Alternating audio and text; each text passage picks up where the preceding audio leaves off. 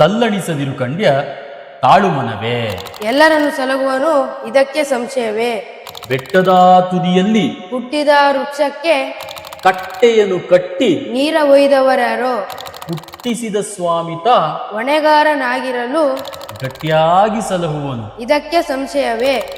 ಈ ದಿನದ ತಿಳಿವು ನನ್ನ ನೆಚ್ಚಿನ ವಿದ್ಯಾರ್ಥಿ ಸಚ್ಚಿದಾನಂದ ಪಾಟೀಲ್ MP ಯೊಟ್ಟಿಗೆ ದಾಸ ಸಾಹಿತ್ಯದಲ್ಲಿ ದಾಸಶ್ರೇಷ್ಠರು ಅಂತ ಕರೆಸ್ಕೊಂಡಂತಹ ಕನಕದಾಸರ ಅದ್ಭುತವಾಗಿರುವಂತಹ ಆತಂಕಕ್ಕೆ ಒಳಗಾಗಿರುವಂತಹ ಮನಸ್ಸುಗಳಿಗೆ ಚೈತನ್ಯವನ್ನು ತುಂಬುತ್ತಾ ಇರುವಂತಹ ಕೀರ್ತನೆ.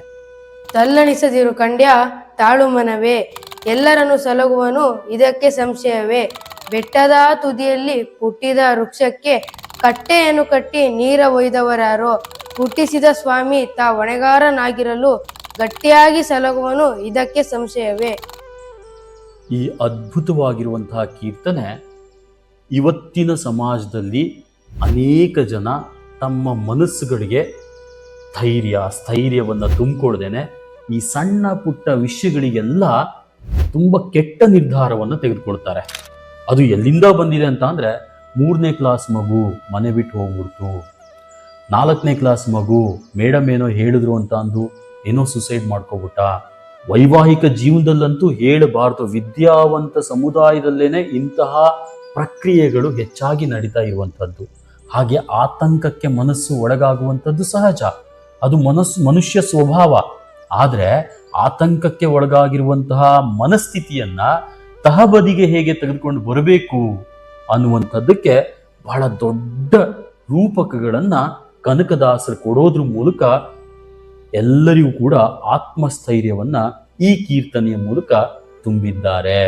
ಈ ಕೀರ್ತನೆಯ ಅರ್ಥ ತಲ್ಲಣಿಸದಿರು ಕಂಡ್ಯ ತಾಳು ಮನವೇ.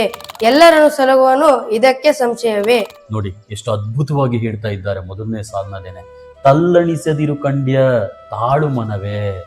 ಮನಸ್ಸೇ, ಆತಂಕಕ್ಕೆ ಒಳಗಾಗ್ಲಿಕ್ಕೆ ಹೋಗ್ಬೇಡ, ತಲ್ಲಣಕ್ಕೆ ಒಳಗಾಗ್ಲಿಕ್ಕೆ ಹೋಗ್ಬೇಡ, ತಾಳು, ಸ್ವಲ್ಪ ಸಮಾಧಾನ ಮಾಡ್ಕೋ. ಎಲ್ಲರನ್ನು ಸಲಹುವನು. ಏನೀ ಸಕಲ ಚರಾಚರ ಜೀವರಾಶಿಗಳೆಲ್ಲ ಈ ಪೃಥ್ವಿಯ ಮೇಲೆ ಇದೆಯಲ್ಲ, ಆ ಹುಟ್ಟಿರುವಂತಹ ಎಲ್ಲ ಜೀವರಾಶಿಗಳನ್ನ ಒಂದು ಅಭೂತಪೂರ್ವವಾಗಿರುವಂತಹ ಶಕ್ತಿ ಕಾಪಾಡ್ತಾ ಇದೆ. ಅದೇ ನಮ್ಮನ್ನು ಕೂಡ ಕಾಪಾಡುತ್ತೆ. ಈ ಕೃತಕವಾಗಿರುವಂತಹ ಸಮಸ್ಯೆಗಳಿಗೆ, ಪ್ರಾಬ್ಲಮ್ಸ್ಗಳಿಗೆ ಯಾಕೆ ಆತಂಕಕ್ಕೆ ಒಳಗಾಗ್ಲಿಕ್ಕೆ ಹೋಗ್ತೀಯಾ? ಅದಕ್ಕೆ ಕೊಟ್ಟಿರುವಂತಹ ರೂಪಕ ನೋಡಿ ಹೇಗಿದೆ, ಎಷ್ಟು ಅದ್ಭುತವಾಗಿರುವಂತಹ ಹೋಲಿಕೆಯನ್ನು ಅವರು ಕೊಟ್ಟಿದ್ದಾರೆ.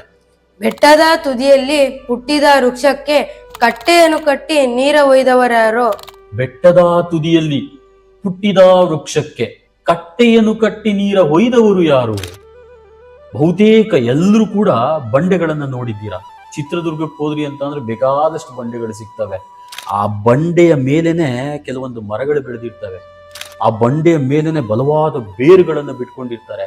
ಯಾರು ಆ ಬೀಜವನ್ನ ಹಾಕಿದ್ದಲ್ಲಿ? ಯಾರದಕ್ಕೆ ಕಟ್ಟೆಯನ್ನ ಕಟ್ಟಿ ನೀರನ್ನ ಹಾಕ್ದಂಥವ್ರು? ಯಾರದಕ್ಕೆ ಗೊಬ್ಬರವನ್ನ ಕೊಟ್ಟಂಥವ್ರು? ಯಾರೂ ಅಲ್ಲ, ಹುಟ್ಟಿಸಿದ ಸ್ವಾಮಿ. ಅದನ್ನ ಹುಟ್ಟಿಸಿರುವಂತಹ ಸ್ವಾಮಿ ಅದನ್ನ ಸಾಕ್ತಾ ಇದ್ದಾನೆ. ಕೆಲವೊಂದ್ಸರಿ ದೊಡ್ಡ ದೊಡ್ಡ RCC ಬಿಲ್ಡಿಂಗ್ಗಳ ಮೇಲೆ ನೋಡಿ, ಅಲ್ಲಿ ಮಣ್ಣಿನ ಲವಲೇಶನೂ ಇರೋದಿಲ್ಲ, ಸಿಮೆಂಟ್ಗಳೇ ಇರುತ್ತೆ. ಅದ್ರ ಮೇಲೇನೆ ಬೇರನ್ನ ಬಿಟ್ಕೊಂಡು ಅರಳಿ ಮರಗಳು ಬೆಳೀತವೆ, ಆಲದ ಮರಗಳು ಬೆಳೀತವೆ. ಆಕ್ಸಿಜನ್ ಜಾಸ್ತಿ ಅದರಲ್ಲಿ. ಅಂತಹ ಒಳ್ಳೆಯ ಮರಗಳು ಆ ಸ್ಥಾನದಲ್ಲಿ ಬೆಳೀತಾ ಇದ್ದಾವೆ ಅಂತ ಅಂದಾಗ ನಾವು ಬೆಳಿಲಿಕ್ಕೆ ಯಾಕಾಗೋದಿಲ್ಲ? ನಮ್ಮ ಜೀವನದಲ್ಲಿ ಬರುವಂತಹ ಸಣ್ಣ ಪುಟ್ಟ ಸಮಸ್ಯೆಗಳಿಗೆ ನಾವು ಆತ್ಮಹತ್ಯೆನೇ ಪರಿಹಾರ ಅಂತ ಹೋಗ್ಬಿಡ್ತೇವಲ್ಲ, ಹಾಗೆ ಹೋಗಬಾರ್ದು. ತಲ್ಲಣಿಸದಿರು ಕಂಡ್ಯ ತಾಳು ಮನವೇ. ಮನಸ್ಸೇ, ಆತಂಕಕ್ಕೆ ಒಳಗಾಗಲಿಕ್ಕೆ ಹೋಗ್ಬೇಡ, ಸ್ವಲ್ಪ ತಾಳು, ಸಮಾಧಾನವನ್ನ ತಂದ್ಕೋ, ಎಲ್ಲರನ್ನೂ ಅವನು ಸಾಕ್ತಾನೆ ಅಂತ ಮುಂದುವರೆದು ನೋಡಿ ಹೇಗೆ ಹೇಳ್ತಾ ಇದ್ದಾನೆ. ಹುಟ್ಟಿಸಿದ ಸ್ವಾಮಿ ತಾ ಹೊಣೆಗಾರನಾಗಿರಲು ಗಟ್ಟಿಯಾಗಿ ಸಲಹುವನು ಇದಕ್ಕೆ ಸಂಶಯವೇ.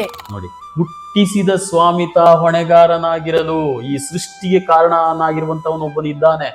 ಅವನೇ ಎಲ್ಲರಿಗೂ ಕೂಡ ಹೊಣೆಗಾರ, ಅವನೇ ರೆಸ್ಪಾನ್ಸಿಬಿಲಿಟಿಯನ್ನು ತಗೊಂಡಿದ್ದಾನೆ. ಹಾಗಾಗಿ ಅನುಮಾನವನ್ನ ಪಡ್ಲಿಕ್ಕೆ ಹೋಗ್ಬೇಡ.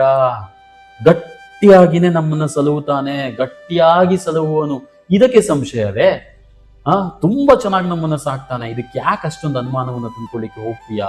ಟೈಮಿಗೆನೆ ಟೈಮ್ ಕೊಡ್ಬೇಕಂತೆ. ಕೆಲವೊಂದು ಕೆಟ್ಟ ಗಳಿಗೆಗಳಿದ್ದಾಗ ಆ ಸಮಯಕ್ಕೆ ಸ್ವಲ್ಪ ಸಮಾಧಾನದಿಂದ ಇರಬೇಕಷ್ಟೇನೆ. ಅವಾಗ ಎಲ್ಲವೂ ಸರಿಯಾಗಿ ಹೋಗ್ತದೆ. ಒಂದು ಕ್ಷಣದಲ್ಲಿ ದುಡುಕಿ ತೆಗೆದುಕೊಳ್ಳುವಂತಹ ನಿರ್ಧಾರ ಇಡೀ ಜೀವನವನ್ನೇ ಹಾಳು ಮಾಡಿ ಬಿಸಾಕ್ಬಿಡುತ್ತೆ. ಪುರಂದರದಾಸರು ಹೇಳಿದ್ದಾರೆ, ಮಾನವ ಜನ್ಮ ಬಲು ದೊಡ್ಡದು, ಇದ ಹಾಳ ಮಾಡಕೊಳ್ಳಬೇಡಿರೋ ಹುಚ್ಚಪ್ಪಗಳಿರ. ಮನುಷ್ಯ ಜನ್ಮ ಇದೆಯಲ್ಲ, ಅದೃಷ್ಟ ಮಾಡಿರ್ತೀವಿ ನಾವು ಮನುಷ್ಯರಾಗಿ ಹುಟ್ಟಲಿಕ್ಕೆ. ಎಲ್ಲವನ್ನೂ ಅನುಭವಿಸ್ಲಿಕ್ಕೆ ಇರುವಂತಹ ಏಕೈಕ ಕಾಯ ಅಂತ ಅಂದ್ರೆ ಈ ಮನುಷ್ಯ ಕಾಯ ಮಾತ್ರ. ಜಗತ್ನಲ್ಲಿರುವಂತಹ ಈ ಭೂಮಿ ಮೇಲಿರುವಂತಹ ಪ್ರತಿಯೊಂದನ್ನು ಆಸ್ವಾದಿಸ್ಲಿಕ್ಕೆ ಇರುವಂತಹ ಏಕೈಕ ಕಾಯ ಈ ಮನುಷ್ಯ ಕಾಯ. ನಾವು ಮನುಷ್ಯರಾಗಿ ಹುಟ್ಟಿದ್ದೀವಿ ಅಂತ ಅಂದ್ರೇನೆ ಅದೃಷ್ಟ ಮಾಡಿರ್ತೇವೆ. ಅಂತಹ ಜನ್ಮವನ್ನು ನಾವು ಪಡ್ಕೊಂಡಿದ್ದೀವಿ ಅಂತ ಅಂದಾಗ ಅದನ್ನ ಅಷ್ಟೇ ಅದ್ಭುತವಾಗಿ ಅನುಭವಿಸಿ ನಮ್ಮ ಆಯಸ್ಸು ಮುಗಿದಾಗ ಮಾತ್ರ ನಾವು ಇಲ್ಲಿಂದ ಹೋಗ್ಬೇಕೇ ವಿನಃ ಅಲ್ಲಿ ತನಕ ಜೀವನದ ಪ್ರತಿಯೊಂದು ಕ್ಷಣವನ್ನು ಕೂಡ ಅನುಭವಿಸ್ಬೇಕಾಗ್ತದೆ, ಜೀವಿಸ್ಬೇಕಾಗ್ತದೆ, ಬದುಕಬೇಕಾಗ್ತದೆ. ಈ ರೀತಿ ಬದುಕಿ ಅಂತ ಅಂದು ಕನಕದಾಸರು ನಮ್ಮ ಮನಸ್ಸು ಆತಂಕಕ್ಕೆ ಒಳಗಾದಾಗ ಈ ಕೀರ್ತನೆಯನ್ನ ಕೊಟ್ಟಿರುವಂಥದ್ದು. ಯಾರಿಗಾದ್ರೂ ಅವರ ಮನಸ್ಸು ಆತಂಕಕ್ಕೆ ಒಳಗಾಯಿತು ಅಂತ ಅಂದ್ರೆ ದುಡುಕಿ ನಿರ್ಧಾರ ತೆಗೆದುಕೊಳ್ಳಿಕ್ಕೆ ಹೋಗಬೇಡಿ. ಈ ಕೀರ್ತನೆಯನ್ನು ಒಂದ್ಸರಿ ಸೂಕ್ಷ್ಮವಾಗಿ ಗಮನಿಸಿ ನಿಜವಾಗಿಯೂ ಬದುಕಬೇಕು ಅನ್ನುವಂತಹ ಹೊಸ ಆಸೆ ಹುಟ್ಕೊಳ್ಳುತ್ತೆ. ಇಂತಹ ಅದ್ಭುತ ಕೀರ್ತನೆಯನ್ನ ಸಮಾಜಕ್ಕೆ, ಆತಂಕಕ್ಕೆ ಒಳಗಾಗಿರುವಂತಹ ಮನಸ್ಸುಗಳಿಗೆ ಕೊಟ್ಟಿರುವಂತಹ ಕನಕದಾಸರಿಗೆ ನಿಮ್ಮೆಲ್ಲರ ಮೆಚ್ಚುಗೆಯ ಒಂದು ಕೃತಜ್ಞತೆ ಇರಲಿ. ಧನ್ಯವಾದಗಳು. ಶುಭ ದಿನ.